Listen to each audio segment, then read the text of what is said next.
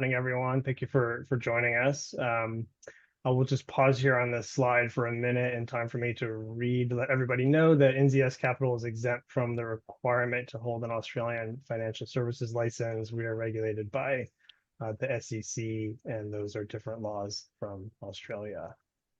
And I think with that, we started. Just a quick bit of background. Henry gave you a little bit of an overview, but Brenton and I started NZS Capital in 2019. We started our product January 1st of 2020. And really, we've been working on what we call complexity investing, the philosophy since 2012. We published that in a public white paper in 2014, and we're happy to point anyone to a copy of that if you're interested. But to boil it down to some simple things, we fundamentally believe everything in markets, corporations, and the economy function more like a biological system than something that traditional economics would describe. And when you shift to thinking like that, you start thinking in terms of evolutionary fitness functions, how do things survive and grow? And there are two key things that fall out of that. One of them is the highest non-zero sum participants gain the most share. And what that means is the game theory, just sort of geeky terminology for when two people come together, they both leave better off in that transaction than had they not transacted. We find that companies that create the most NZS are the ones that gain share of the economy over time. And the ones that are the most adaptable are the ones that gain share of the economy over time. So we started NZS that we could solely focus on these key attributes, which we think are critically important to outperforming the market over time. And we're thrilled to bring the rest of the investment team over. As Henry said, we've all been working together for anywhere from 5 to over 2 decades, and have all sort of built our DNA looking at disruptions in the economy, disruptions in technology, and what that means for all of the sectors in the market. Yeah, and as Brad mentioned, that complexity investing and those key attributes of adaptability, NZS, we feel that those crystallize themselves into 3 key aspects that we think kind of set NZS apart: stock selection, portfolio construction, and a high-functioning team. Within stock selection, we apply a technical framework where we look for companies that have the most adaptable business models, adaptable management teams, and the like, as well as companies that create more wins for the entire ecosystem than they necessarily take. And those are the companies that we tend to find and focus on within our stock selection.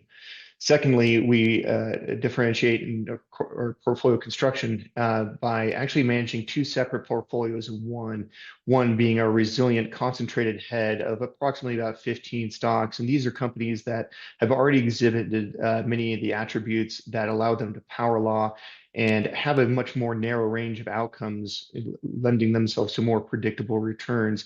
We marry that with an optionality tail. This is a much more diversified but highly asymmetric list of names in the portfolio.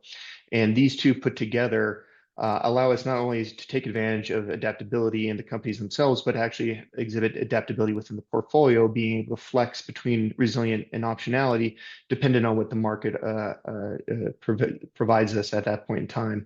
And finally is a high-functioning team, where we have experienced and seen in the past where the traditional PM and analyst hierarchy leads to kind of individual attribution-based incentive systems where the individual matters more than necessarily the fund. And we decided to create a very flat structure, allowing the team to build off of each other and not have this attribution system that prioritizes one versus the other. We all contribute, we all own the names together, and we all strive for the best total returns in the portfolio. And finally, when you look at these 3, what is also different is that many companies may highlight 1 or 2 of these options, but we believe that they are all of equal importance. Stock selection as important as team, as important as portfolio construction. And so with that, just a brief introduction, I'll hand it off to Brad to get into the meat of the topics today. Thanks, Joe.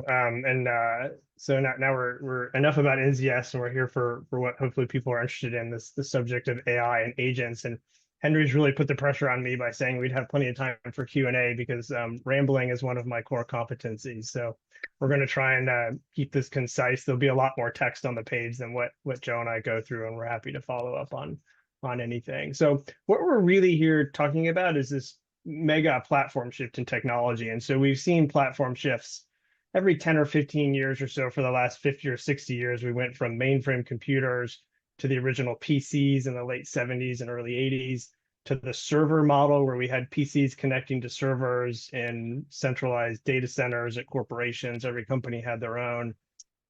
Then we had mobile phones become smart. We had smartphones. We had the shift to the cloud. And then now here we are with the shift to AI. So that just sort of frames what we think is happening. And each one of these shifts is typically an order of magnitude or two greater than the prior in terms of its impact on the economy. And it's also just in terms of the impact on the way humans interact. So if you think about moving from typing on a keyboard to a multi-touch screen on your iPhone, that was sort of revolutionary, to now voice interaction, to now what we're really moving towards is this agentic interaction, this AI. I'm going to use those words interchangeably, but effectively it's a whole platform shift. Each platform shift tends to go faster than the prior one. And this one is certainly happening faster than the shift to the cloud or the adoption of mobile and things like 5G. And we think what really differentiates this is prior technology platforms. You would create one computer hardware, one type of iPhone, one version of Salesforce.com or whatever software you're running, and then everybody would be using that same thing. But in this shift to intelligence as the platform, everybody's interaction with the technology is different. So when you start a conversation or an interaction with this new platform, you're going to end up in a different place than the person next to you, even if you actually ask the same question at the very beginning. So that's really what's different here. And then what I think is also really, I think, underappreciated is just the value of intelligence. So I'll sort of venture to say that human reasoning is the most valuable resource in our known universe. There's might be some other people in the universe who might argue with that. But from what we know here on Earth, this is really the most valuable commodity. And it's been very expensive. You had to go, get an education, go to college, get expertise on the job. And now we're effectively taking the value of intelligence and reducing it to not zero, but something that everybody can afford. And we saw with prior shifts in technologies like the iPhone, where we put effectively a supercomputer connected to the world's information in everybody's pocket, the kind of knock-on effects that had. We have whole new business models effectively get created that couldn't have existed without that platform shift. Uber being sort of an interesting example of that is an easy one that comes to mind. And when these things happen, we just get what we call punctuated equilibrium, which is a sort of another geeky term from physics. And we just can't quite expect how things will play out, but we'll try and give you some hints about what we see today as we go through some of this. So before we get into some of those points, what we're going to first talk about is the overall tech stack that is being currently used to build out the AI ecosystem. And most likely everyone has seen some version of this particular graphic on the screen here of the overall tech stack, where you have varying layers starting off with the foundational chip layer and moving its way all the way up to the application layer. And what's important to note is that none of these layers would function properly without the adjoining layers. So it stands to reason that within any kind of technological paradigm shift like we're in, each layer, since it is codependent on the other layers, that the value would be created equally. However, what we have seen in the past and expect to see in the future as well is that value is not equally distributed. This is usually the case where we actually see most of the value accrue at the top of the stack and at the bottom of the stack, where the semiconductors, the foundational layer, is a power law where profitability and scale matters. And at the top of the stack, application is where you get innovation and network effects that allow these areas to power law. Whereas the mid layers of the stack tend to be the ones that have the most competition and to be the most susceptible to disruptive cycles. And so just to put a little historical context on this and to kind of help frame the discussion, if we look back at the paradigm shift that was the 1990s and the dawn of the internet and the World Wide Web, what we found once again was a lot of the value was accrued at the tops and bottom layers, where at the bottom layers you had the foundational semiconductor chips, the Intels, the TSMCs, and the Texas Instruments that grew. And at the top of the layer of the stack, you had applications that were born in the 90s, like Google, Amazon, and WiseTech. In the middle, you had value created, but it wasn't as much, and you saw significantly higher levels of disruption. For instance, in the compute hardware, you had, companies like Nortel and Lucent that were there, or in the endpoint, you had a large number of companies that were developing cell phones and desktop PCs, including Motorola and Nokia and gateway PCs, as well as the operating systems of the era, which were the email gateways like Oz Email or AOL. And what's really unique here is that when we tend to look at the AI tech stack here, and what might be controversial, especially if you look at the funding rounds that we've seen recently, is that we see large language models as the operating systems of the AI tech stack, where they may not prove as valuable as the applications that ride on top of them or the foundational chips that sit below them. And one of the reasons for that is really around network effect that we mentioned earlier. And with that, I'll hand it over to Brad to talk about network effects in AI. Yeah, and Joe, actually, if you go back just to that slide you were just on, I'm just going to put just underline this. So this blue box on the bottom for chips, because we're going to come back and talk about that. But if anything, if we were to draw this diagram at this point in time that we're at right now, it almost might look like a pyramid where all of the value is on the bottom. And in terms of AI, we don't really know yet who those AI applications are at the top yet. So it's almost like we have the base of this sort of value stack. And I think this is really important as investors because we really want to be hanging out in that base right now. We want to be very nervous about some of that stuff in the middle. And we really want to hold our beliefs very loosely about who are going to be the winning operating systems, which are the LLMs, as Joe said, and those applications at the top. Okay, Joe, do you want to go to the next one there? Perfect. Okay, so how are some of the ways that we determine winners in the past? And the team ourselves has seen, 4 of these technology transitions just since Brenton and I started in the industry, and I started in 1998. And what are some of the things that we look for? And it turns out that typically the companies and the new platform shifts that are creating the most network effects run away. They get the attention from the developers and the programmers build the products, and then the consumers come and you generate this huge flywheel. And in all these prior technology transitions at this application layer, we've seen generally a winner take most situation. And we've got some examples on here. And the reason for that is because the network effects have been so strong and the economies of scale has been so strong. So like I said, you could write one version of the Google search engine and it might serve up different answers based on where you are, whether you're logged in or not. But it's effectively, when you ask the question, you're pretty much everybody's going to get the same answer. And there's such amazing benefits of scale to that you can end up with these runaway monopolies. AI is different because when I ask a question to generative search or to ChatGPT or to Anthropic's Claude, Joe and I can ask it the same question, but due to the nature of tokenizing language, which is what these systems do, you're going to end up in a different spot. Just like if you start a conversation with one friend on the same topic as you start a conversation with the other friend on the same topic, that conversation is going to go in totally different directions. And so this shift from one to one to many, this sort of personalization, we're not sure if it's going to lead to the same network effects. And this is sort of something that we're holding very loosely in terms of our beliefs. It might lead to the same network effects. As I sit here today, it's difficult to know, but what we do know, going back to that last picture, is that the value is absolutely accruing to the foundational hardware layer in much bigger ways than it ever has in prior technology shifts. And so that sort of really catches our interest, that the network effects may lie at the bottom of that stack that Joe had up before and not at the bottom and the top. They may emerge at the top, but they're certainly not there now. Joe, do you want to jump to slide 11?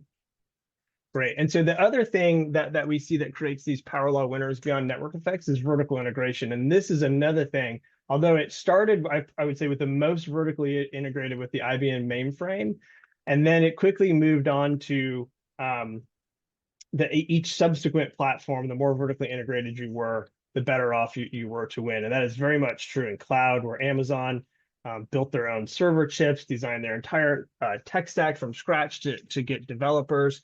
But what's interesting now is the vertically integrated platforms there's a lot of differentiation. There's a lot of winners and losers. It's just not totally clear. So at the moment, Google is the most vertically integrated in AI. So these transformer language models originally came out of search autocomplete. If anybody remembers search before it started filling in for you and you had to type your entire search query.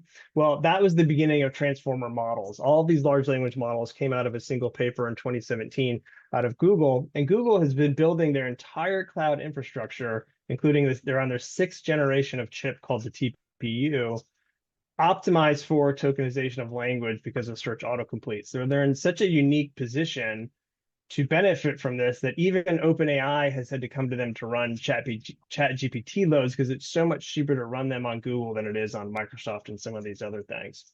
And so if we could look at, say, contrast where Google is positioned today versus Amazon with AWS. Amazon was effectively one of the runaway leaders of cloud. They have over 40% market share. They have more than half of the profits in cloud and cloud software.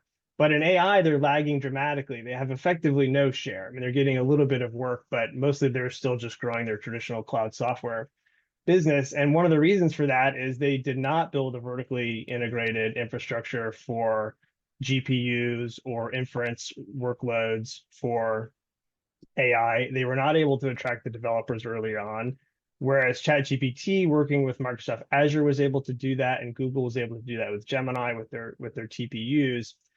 And then let's look at OpenAI. Are they vertically integrated? No, they're only sitting there at the top of the stack that Joe showed, where they're sort of the operating system. They're trying to be the application. They're trying to make ChatGPT as the application. Our view as we sit here today is that the actual large language model is going to be a commodity. There's multiple frontier models. The training burden isn't so high that we won't have a lot of competition there, but it'll be the applications that emerge on top of the large language models where the value will be created, which is why you see OpenAI trying to do a lot of the applications themselves. That has traditionally not worked. You traditionally need the application and then you want to back your way into vertical integration. So to start with one piece of it, again, they don't control any of the stack down below them. They have not designed their own chips.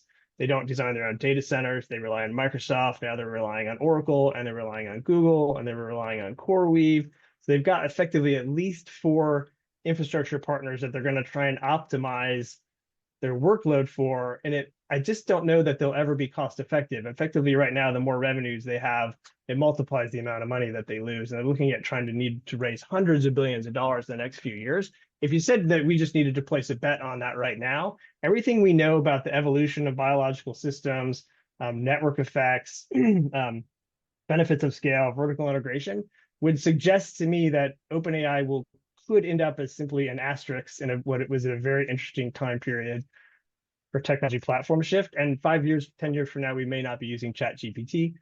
That's also a view I hold loosely. We may go in another direction from there. But it's just very interesting when you use that stack that Joe put up there to analyze all the different facets of this multi-trillion-dollar industry and where you as investors and the managers that you're talking to are allocating. Really important to think about which of those areas are commodities, which of those areas are clearly gaining share of the whole profit pool, and which ones we simply have to say, I don't know. Like we just don't know. The young kids with the brilliant ideas just haven't come up with them yet. They're working on them fast and furious right now. But they will come fast because the enabling technology for AI is in everybody's pocket. It's on everybody's computer. It's running over the airwaves right now. We're not waiting for like everyone to buy an iPhone or 5G to be installed or companies to move their applications from the data center to the cloud. Like this is ready to go now, which I think really differentiates this platform shift.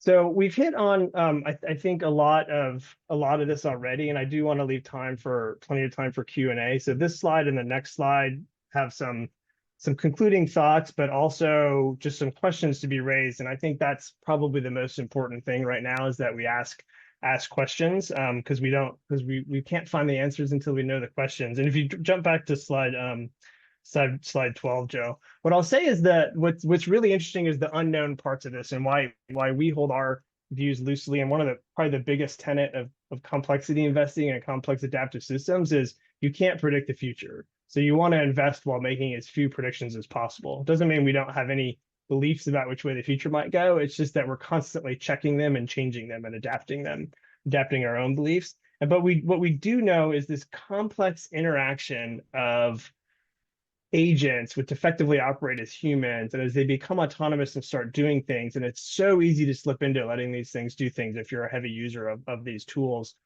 like we are, that when you have independent interacting agents, which is really the heart of what complex adaptive systems was designed at the Santa Fe Institute to analyze almost 50 years ago now, the one thing you know is you get emergent behavior. It's just unpredictable. And so that's, I think, what we're really excited to watch. And you can go, complex adaptive systems and complexity investing, which Brenton and I wrote over a decade ago now, is uniquely positioned to identify emergent behavior, identify periods of punctuated equilibrium, identify these platform shifts and the winners and losers. And so we're sort of excited to be in the right place at the right time with the right framework, which has been the case luckily for much of our investing career. And just to get, I think extremely speculative would be to start talking about, just to leave folks with a provocation, this potential for an agent economy. So, if we have an agent acting on our behalf inside of, say, our enterprise IT architecture, it's going to need probably a Microsoft account and a Salesforce account, and it's going to need password management. So to the extent an AI agent has access to the systems a human has, it needs the same credentials and tools. Well, that's actually a massive sort of increase in the potential TAM for software, whereas the market right now is thinking the exact opposite, that AI is going to sort of displace and get rid of software. So those are the kind of things to think about. And AI will need services. They'll need wallets. If we're going to do agentic shopping, so agentic commerce is sort of the next evolution of e-commerce. And if you're going to go to ChatGPT, have it research a vacation, have it research a car, have it research some article of clothing or a piece of technology, you're going to give it the ability to just go ahead and buy that. Agents need wallets they can interact with. Agents will be interacting with agents because they need to go solve a problem that they can't solve on their own. And you'll have these different agents for different tasks. And that's where we think this application layer gets super interesting at the top of the stack. We haven't seen that yet. Sort of nobody, when the iPhone came out in 2007, the only person who envisioned Uber was the inventor of Uber. Nobody really had that in their head yet, but that was potential. And so we're very excited to see all of this come through. We expect it to greatly expand our landscape for investing in optionality companies, which is, as Joe mentioned at the beginning, makes up a little under half of our portfolio, where we think there's highly asymmetric outcomes. And I would say just sort of encourage everyone to keep an open mind, ask a lot of questions, because and if anybody claims to know the answers, which we certainly don't, I'd be very skeptical of that. So we won't go through all these questions on here, but it's just sort of food for thought. And I think with that, it's probably a good time to actually go ahead and open it up to questions, or see if anybody has anything, comments or questions on any of that. Oh, thanks, guys. I appreciate that. And yeah, whilst we're answering some of the already posted questions, please feel free, to anyone who's online, jump on and throw in some more questions. And if we've got time, we'll hopefully get through them. But I guess the question you normally get asked when you're talking about AI is so I guess, how does NZS leverage it in terms of the way you guys invest, and even on the business side, and stock selection piece? It'd be interesting to hear that. Yeah, I can start with that, and then Joe can chime in on anything as well. Our goal at NZS is to make better decisions. Avoid making bad decisions and make better decisions. If we can make one or two better decisions and avoid a couple of bad decisions, then we're starting so far ahead. So anytime a new technology comes out, we're really, first of all, we're cautious, because most new technologies tend to ingrain your existing cognitive bias. They make you think you're smarter than you are. They tend to shield you from the truth, and we've seen that with a lot of data services that have crept up, or analytical tools or risk tools over the years tend to reinforce bias and therefore reinforce risk in the portfolio. So our goal with AI is to use it to eliminate cognitive bias, to make us a better team, to hold us accountable effectively. It has a perfect memory, and we as humans do not. So we started over 3 years ago recording all of our investment team meetings. So every time we discuss the portfolio or a stock, we have those transcripts. It identifies automatically who said what. we can already query those with a large language model. We can say things, for example, like, has there been thesis creep on this name? Is what we're saying now what we said before. Are we justifying something? Are we not remembering something accurately? So we can do that already. That's been really interesting. We're using tools like Notebook LM from Google to create an actual miniature large language model for every every company we own or company we look at potentially owning. And we update those over time so we can effectively go and talk to this huge compendium of information that's out there that includes our own transcripts. And we're also now starting to integrate emails into that. So we're effectively creating our own agent. So think of it as like there's going to be like sort of a virtual investor on the team acting as an AI agent. Of course, not making any investment decisions. There'll be no autonomous agents working on the portfolio, but just there to hold us accountable, just eliminate some of that bias that humans have. I think where we're not using it we're not using it to make investment decisions. We're not using it to source investment decisions. Sort of just very careful about any of those things that might lead to bias in the process. So we're not going to have any agents on agents at NZS for a little bit at least. No, we're not for a little bit, but it is interesting because we were just had a meeting on this morning, but so we can create an agent that's in charge of collecting conference call transcripts and autonomously go out, bring them in, file them in each company file. That's sort of something just call it automation as opposed to agent, but to be able to do that through a prompt as opposed to actually have to go and program it is something that wasn't necessarily in the reach of like a small investment shop before, and now it's something we can easily do and take advantage of. Yeah, And I think it's also important that as Brad has mentioned, is that we're marrying that public information, those transcripts, those filings and presentations from the companies. We're marrying that with our conversations, our written words, and our complexity investing mentality to be a little bit better on being able to query it and ask it questions in our vein. And I think that's really important, being able to marry the public and the private and bring those together to really get a holistic picture. yeah, no, it's I think everyone I talk to is trying to think about how they can, better use kind of AI in improving their processes in many ways. Actually, we've got another question which is really interesting, and I think this is particularly interesting because it's coming from an asset owner's perspective. And they've asked, how do we build conviction in the thematic that we've talked about today in a way that they can kind of share or help build that conviction internally with stakeholders and other investors in their organization. I know you guys obviously spend a lot of time on this, and yeah, we'll love to hear your thoughts as quickly, as concise as you can, I guess. Yeah, and Henry, when you say thematic, you mean on the concept of AI, investing in AI, generally, right? Yeah. So I think that boy, be concise. Yeah, no, I think you've got to have the right framework, or you've got to be working with investors who have the right framework, because these platform transitions have pretty recognizable phases of bubbles, bursts, and then a rebuilding. And we're in partially a little bit of all of those right now, but we're close to a bubble in some areas like speculative data center building, but we're actually underestimating the potential of the actual impact of agents short term. So it's a weird thing where this cycle is going so fast. So I think just being with a trusted investor who's very open-minded and willing to immediately adapt their position as the new data comes in.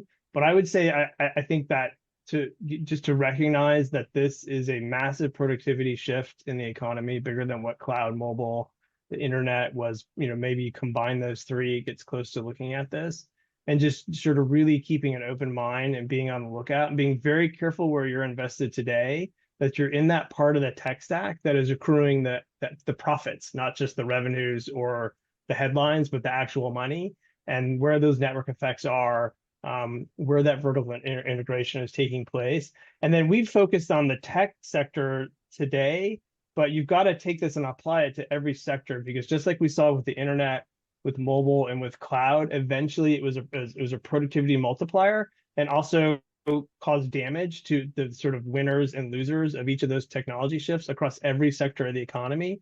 AI is going to be even bigger. It's going to be a bigger multiplier to the earlier adopters, and it's going to be a bigger negative for the companies that are slow to adopt the technology. And I think one of the things that Brad had mentioned a number of times is it's very important to use the word conviction lightly, and hold your view of the future very lightly. The comments we make about OpenAI, will that be commoditized? While that might be the way we see things now, we are highly adaptable in the way we think, and we're willing to make a complete 180 on that change should the information present itself. Yeah, I would say if someone has a definitive answer to the question that you asked, Henry, I'd be skeptical of that person. That's what I would say. Yeah, it's don't worry, you won't hear any absolutisms from me. But no, I think as well, just your early framing on complexity investing and understanding the unpredictable nature of things is a really great framework. And to that question, like we'd love to come back and we can have a deeper conversation in terms of sharing some of the experience from the team.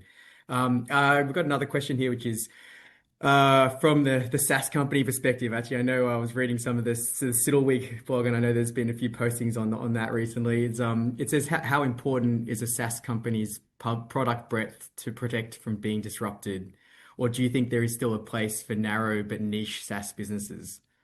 Yeah, so that's a really good question that I'm going to really try to make concise. I'm going to split it into a couple things. So mostly when we think of SaaS, we think of like large, big horizontal applications like Salesforce, CRM, Workday, and HR.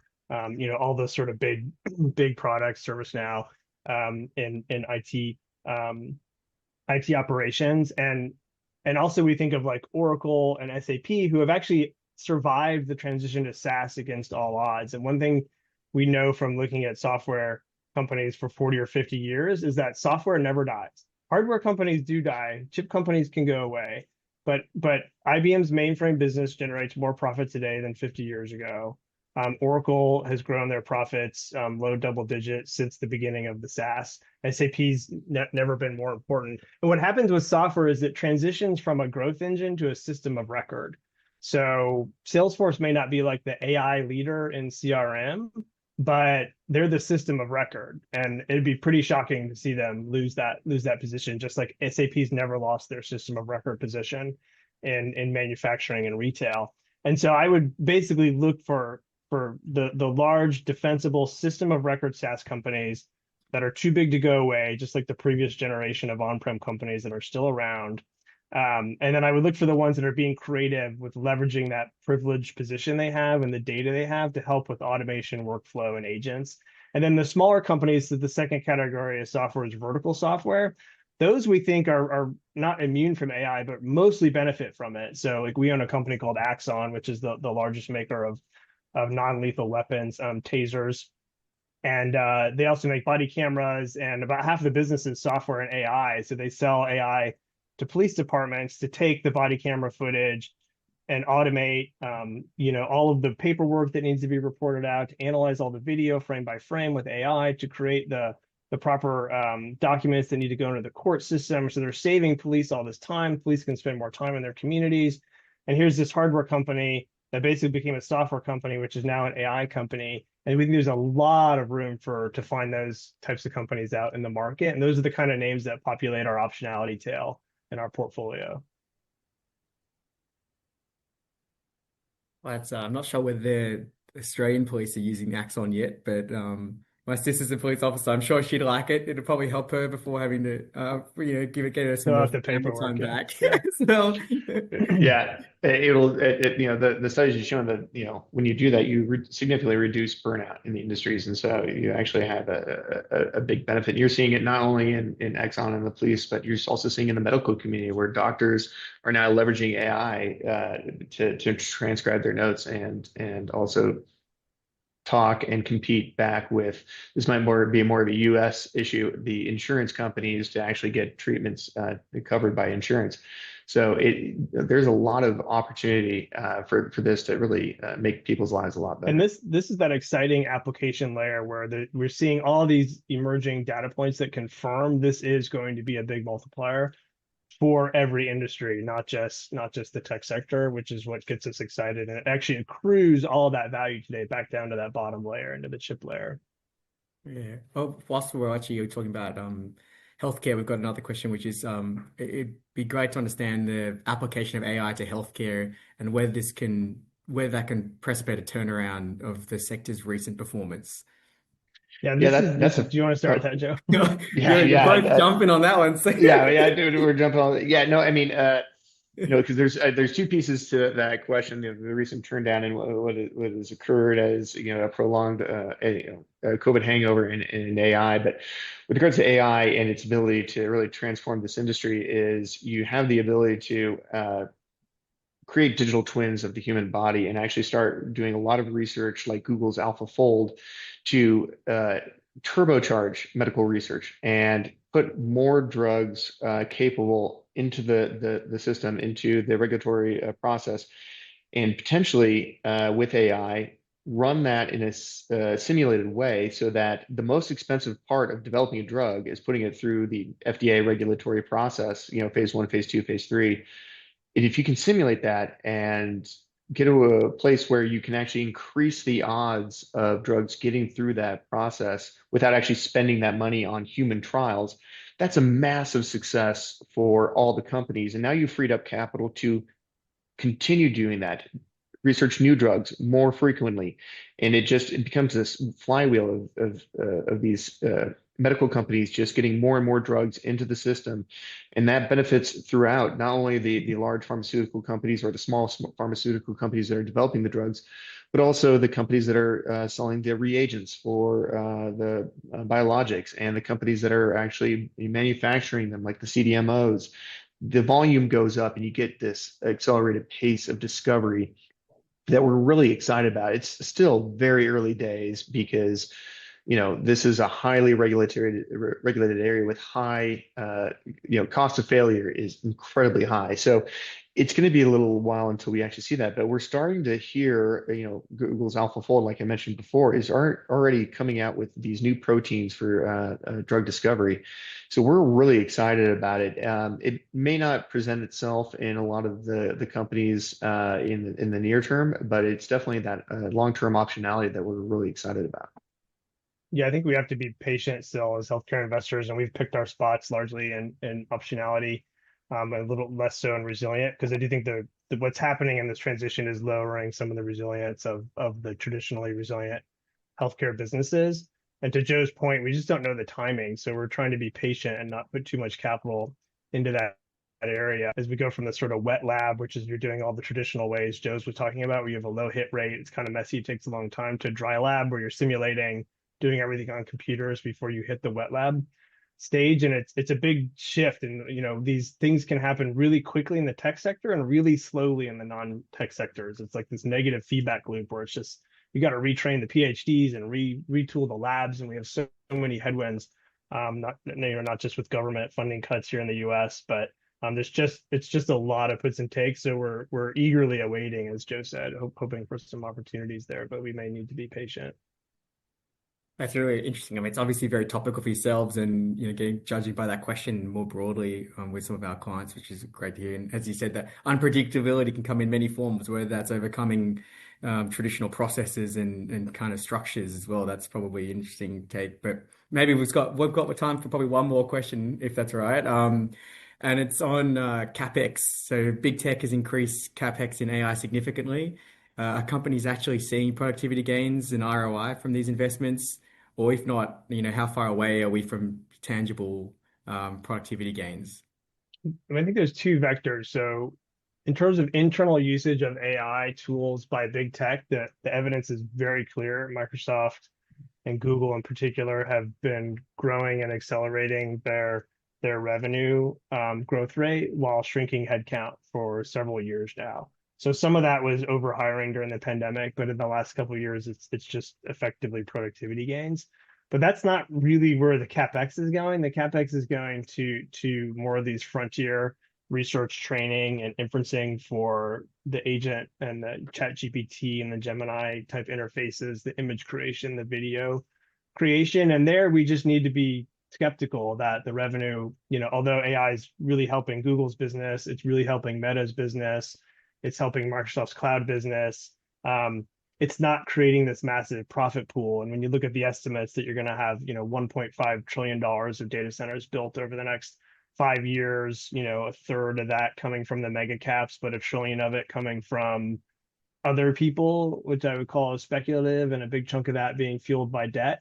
That's the recipe for a bubble that you need to be really careful of. So you have this fascinating, more impressive, better than expected things going on with agents. And then you have this other sort of bubble brewing over here, which could just let the air out of the whole system for a while. And I think the beauty of the way we approach this, and having seen these platform shifts in the past, combining our resilient portfolio with our optionality portfolio, is we're able to effectively play both sides of the great innovation that's happening, while still being cautious about where the market is vulnerable to these sort of dramatic shifts in spending that are going on, both good on the way up and bad on the way down. I mean, case in point, if you actually saw a lot of the imagery in the presentation we put out today was generated by Gemini and ChatGPT, and I shudder to think how much it cost them in GPUs to generate one of those images Yeah, that I did not pay for. We lost Google at least $10 preparing the presentation today. Yeah, that's nothing compared to what I've lost them, I'm sure, using it. So, no, I appreciate. I think we'll probably just have to wrap it up there. Until then, to use the NZS moniker, we hope that we generated some non-zero sumness for our ecosystem this morning. And thanks for everyone for joining us, and have a nice morning. Thanks. Thank you.